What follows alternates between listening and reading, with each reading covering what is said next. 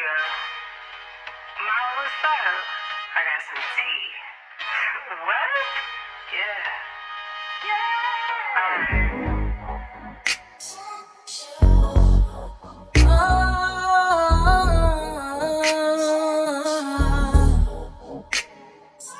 Hey everybody, it's CHIDERAMICHELLE and thank you for clicking on this video. For today, I'm going to be discussing this new bonus episode of Euphoria starring Zendaya and Coleman Domingo. And they did a bonus episode, I guess a holiday special, because it's set on Christmas Eve. And they're treating us to this stuff because they know that us Euphoria fans were not able to get the closure or get the season 2 that we wanted because of this pandemic and them not being able to film. And so they are giving us little like episodes with the characters like sporadically. So I think that next is Jules in late January, early February. But before I get started, I want to just say, subscribe to my channel for more content, like this video, follow me on social media, and all that jazz, and let's get started. So this episode starts out as a fantasy. Rue is in an apartment with Jules, and they're in a euphoria of some sort. They're in their own little world. Jules is getting ready to go to school, and Rue is just looking just in love and just state of just peace. And then as soon as Jules leaves, Rue goes into the bathroom, crumbles up some pills, and she sniffs it and she gets high as soon as Jules leaves. This is also the type of messaging that is in the characterization of Rue, and the fact that the presence of Jules keeps Rue sane, keeps Rue sober. And whenever Jules is not there, or whenever Jules hurts Rue's feelings, even though most of the time it's not intentionally, Rue is right back to the way she was before, where she's smoking and where she's getting high. So we see that there in the messaging, where as soon as Jules leaves that door, Rue goes into that bathroom and she gets high immediately, like right after she leaves. And so that was a fantasy. And so Rue is meeting Ali, who was, I guess, her mentor at a Denny's, at a diner of some sort. And we finally get to hear a little backstory in this episode of Ali and his story. And I really liked Ali's character in the first season. I really liked this episode. They got to characterize him more, give him more of a standing in the show. We all know that Rue relapsed right after Jules left to go to New York. Rue got back to the room and she relapsed. And the last episode of the first season ends, and Rue is singing and dancing and all this stuff, and she's having this type of euphoric moment again. And so she's sitting down and she's talking to Ali, and I really enjoyed this episode simply for the fact that it is an hour. It is an hour of straight dialogue. It is an hour of just the most amazing writing I've seen, I think, this year. The way that Sam Levinson was able to have us, the viewer, stay engaged for, I think, an hour and 15 minutes of a show where they're just sitting in the same spot is genius level work right there. So hats off to Sam Levinson, because that is amazing. He is the writer, the creator, the producer, the director. He has all the hats on in this show, and it is amazing. That is how you write a show right there. That's how you write, produce, and do all this stuff in your own show, because that was amazing. So she's sitting down with Ali, and I really enjoyed the fact that Ali is kind of like a therapist for Rue. I really enjoy the fact that she's able to be vulnerable and talk to Ali in just a state of just non-judgment. Even though she feels as though she can't be vulnerable, Ali is like, listen, I've been through what you've been through and worse. Listen, young blood, I was shooting dope before your mama's egg dropped. I've lived a whole motherfucking life to get to this diner to sit across from your arrogant ass so that you ever whatever me. You're 17.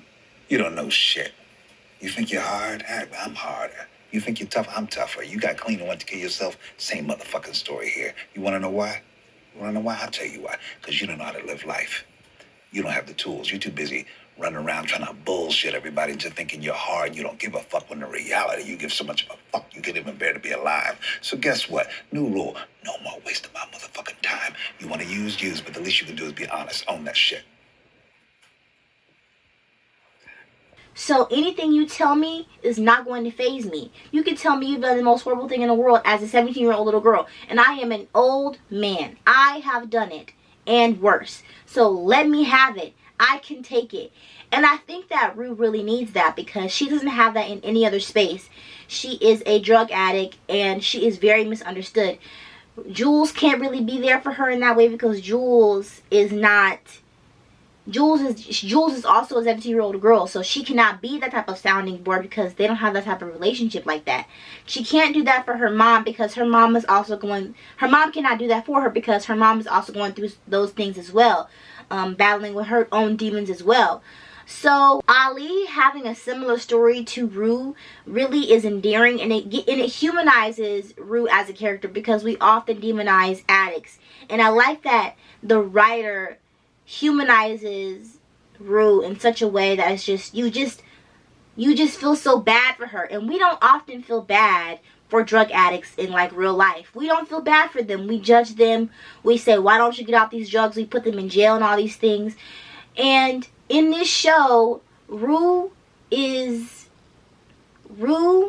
her mistakes are shown, but her mistakes don't define her as a character and don't define her as a human being. They're just parts of her, but they don't define her as a human being. Even though Rue, the character, feels as though her being a drug addict is just a nail in the coffin for her, and that as Ali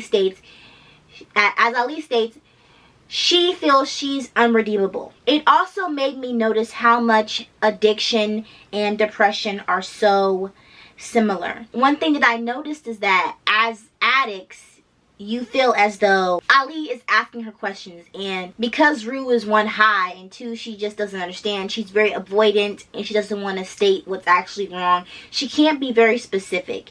And it's the similar type of thing with depression and anxiety, where when you're talking to a therapist and they ask you questions and you're not used to those questions being asked, and you're not used to being in a non-judgmental space, they ask these questions and it's just so hard for you to identify what exactly is wrong with you, because there's so much, and it is a long road that you're trying to identify. Okay, when did I turn here? When did I turn here? When did I go this way? When did I go this way?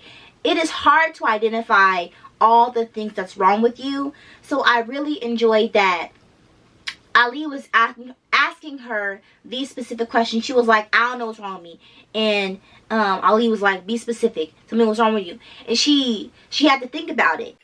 Why'd you relapse? Couldn't stop my mind from racing. Racing about what? Everything. Hey, be specific.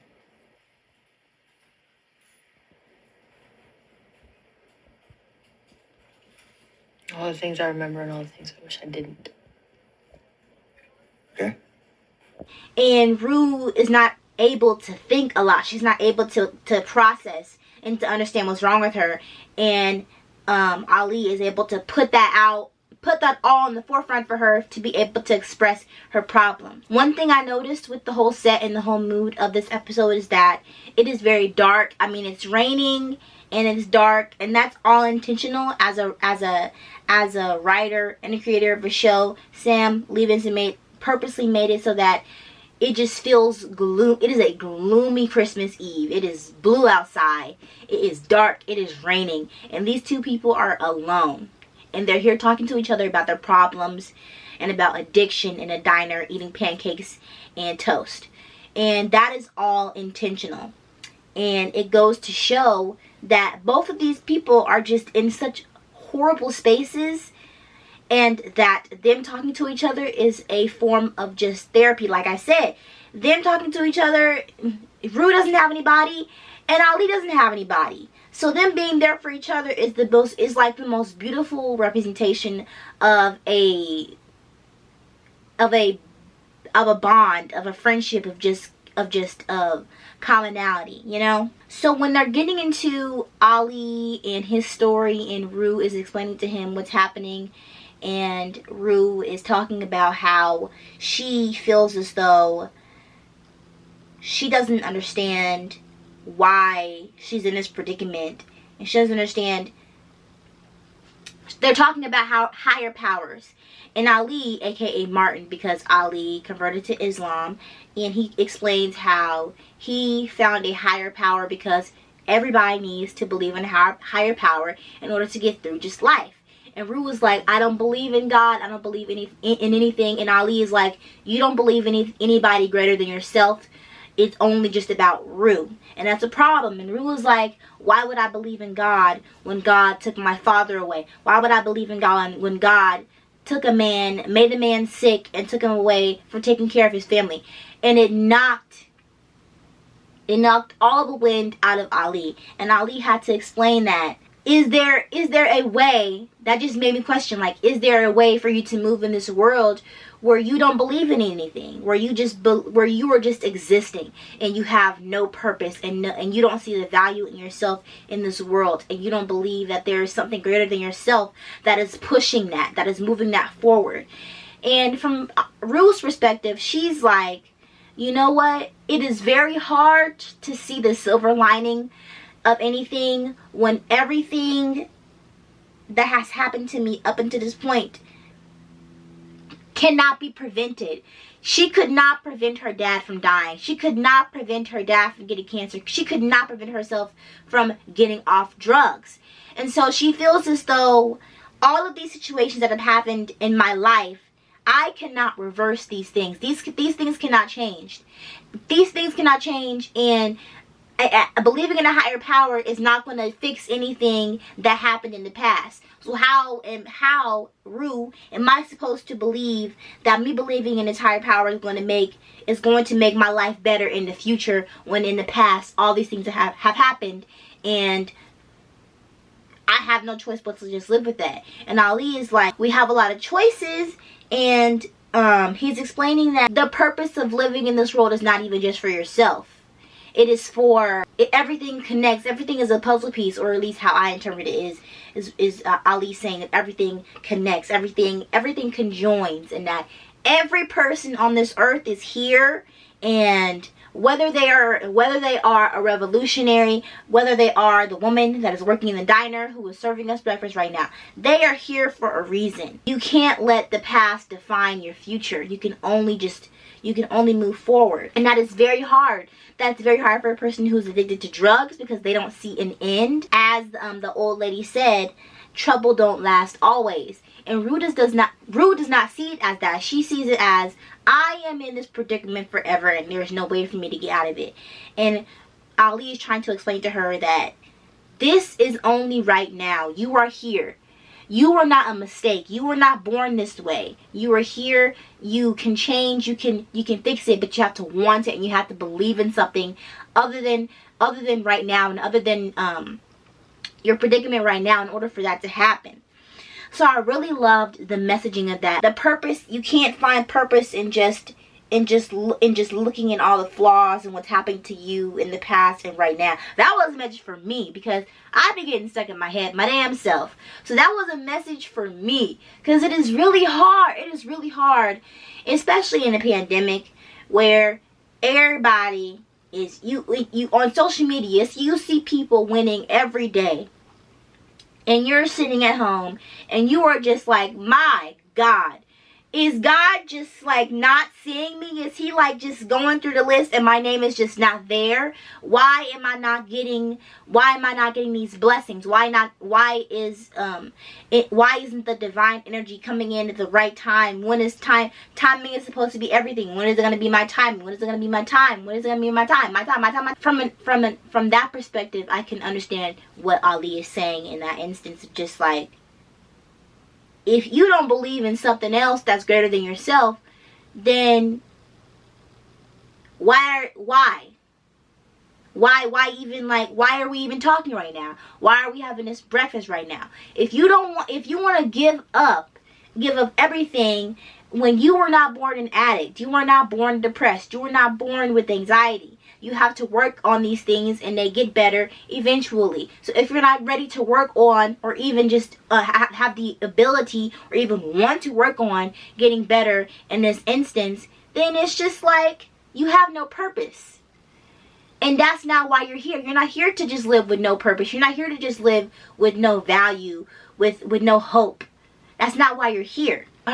Rue's questioning of God and gods is always interesting to me, because in a Christian community, or even in just a lot of religious communities, questioning God is sinful. Questioning God is not a good thing. You're not allowed to ask questions. And I'm a question person. I love questions. I'm going to ask. I'm going to ask the questions. And I really just have to, sometimes I just got to sit back and just be like, we don't know. These questions are just so taboo, and I just want to know why are we not allowed to question things like that? Like, we don't know, so why are we not allowed to even ask? Put it out in the energy, put it out in the atmosphere. Why are we not allowed to ask these questions? Whether that be to, if you're a Christian, asking a Christian teacher, asking a person who's religious, just in general, just asking these questions like, why do you believe in this? Why do you feel as though following these rules will get you into a certain place? Like, I don't know. Let me know what you guys think about that. If you're going to believe in something, you need to know everything about it. You need to learn. You need to educate yourself. You need to know why you believe in this thing. You can't just believe in it just because somebody told you to. You need to actually do the research to understand why you believe in it. And so that was an interesting question that Rue asked Ali, and Ali was quiet after that because he doesn't know himself. And so I love that also during this conversation, just in terms of cinematography, I really loved the choices of zooming in on the characters' faces whenever there was an intense moment. Whenever Rue was getting into a monologue, they were zooming to her face just to amplify intensity. And the same thing with Ali. That's a really beautiful way to just show. This was just a whole course on just how to make a show, just how to make a movie, because it was like a movie basically. And it really showcased the choices of camera work, and the choices of color, and the choices of themes, and the choices of purpose, and the choices of writing. It really just showcased just the beauty of movie making and the beauty of TV making. So whenever they would zoom in on Ali's face and he's talking about his family, he's talking to Rue intensely about why she feels the way that she does, stuff like that, about Nike, all that stuff. Them zooming in his face just really just brings the viewer into the conversation. It makes the panning in, makes the audience more intrigued, makes them want to hear more. And that keeps the show dynamic, because if we were just looking at the two of them just talking to each other back and forth, it would get boring. But the reason that it's not boring, and it wasn't boring for me, is because it was dynamic and had layers. They're talking to the lady in the back, and she's counting her tips, and she says, you have a choice, and you have to pick what you want to do. And that's also something that I struggle with as a person who can be indecisive, and who can have multiple hands in a lot of pots. It is hard to stay focused as a person who is just everywhere mentally. It is hard to stay focused on one thing all the time. So if you're an addict and you are on crack cocaine and you're doing these drugs and you've been doing them for a long time, and you want to build relationships, and you want to date, and you want to do all these things, you have to make a choice. You have to know, what is my priority right now? Is my priority getting high? Is my priority being in this relationship? Or is my priority getting sober? And Rue's priorities are all wrong because she's in denial. She doesn't think that anything is wrong because she thinks that she is going to be an addict forever, and that this is a journey, and this is a hurdle she just simply cannot get over. As a 17-year-old high schooler, she thinks she cannot get over this hurdle. And the whole purpose of them sitting there is for Ali to tell her, yes, you can. You can get over the hurdle. I went over the hurdle multiple times. It is a hard sickness that does not go away, but you got to learn to live with it. You cannot live in this moment. You have to focus your attention on what you want in order to get over the hurdle. So that was a really beautiful, just like, moment with that lady. I forgot her name in the damn show, but that was an amazing moment. I don't know if she was acting or not, because that just sounded like something just, what's the word for it, where it just seemed just like it just happened. I don't know, but that was a beautiful moment. So as I said, Rue is not ready to get sober yet. She is still in denial. She still don't think that anything she's even redeemable. She thinks that she is evil. She thinks that she is just a shitty person. She thinks that she is a piece of shit. Ali says something that's really interesting to me. He says, people do wrong and don't seek change because there's no redemption. It just made me think. I was just like, that makes a lot of sense in this era, especially in this quick-paced era. People make a lot of mistakes. They make a lot of mistakes, and sometimes they make mistakes that are public. Some more drastic than others. Now, if you make a mistake that is something that is disgusting, you deserve to be in jail, you should go to jail, okay? But something that you did, that you said, and the best apology is changed behavior. So if you are a person who knows that you did something wrong, can acknowledge that you did something wrong, but don't seek the change, don't seek change in behavior, then there's no way for you to get redemption. But there is twofold. It's like, if redemption doesn't exist, if you see a person change their ways and you don't give them even a little bit of redemption, you don't even give them a cookie, it's just like, well, as a dog, it's like, why would I go outside and you're training me to go outside and pee, but I am not getting anything in return. You just tell me to go outside and pee, and I come inside and you hit me over the head, because why? As a dog. So if you're going to train a dog to go outside and pee, you're going to be like, okay, I'm going to give you this treat if you go outside and pee. Or if you sit right now, I'm gonna give you this treat. That's training, and that changes the cycle of bad behavior. And so I really enjoyed that moment, because it's just like, it happens with literally everybody. You can't just apologize and then just not accept the fact that people are going to be mad at you. People are going to be angry. Some people are not going to even accept the apology, especially if they feel like the apology is not genuine. If somebody has to force you to apologize, it's not a real apology. Especially if you double down in some instance where you're just like, you know what, I didn't do anything wrong, and then a week later you're like, you know what, I apologize. The person who was hurt is not going to be like, okay, I believe you, because their trust has been broken. So the best apology is changed behavior. Even if it happened 5 years ago. Even if it happened yesterday. Even if it happened 10 years ago.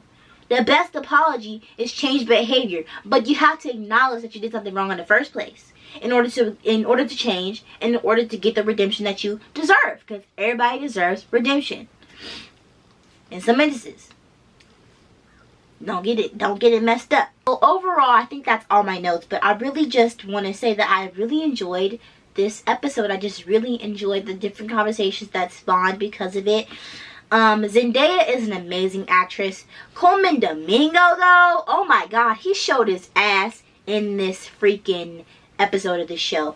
He's in Ma Rainey's Black Bottom with Chadwick Boseman's last film before he passed away with Viola Davis. He's in that. He was in If Beale Street Could Talk, and he's just an amazing, underrated actor.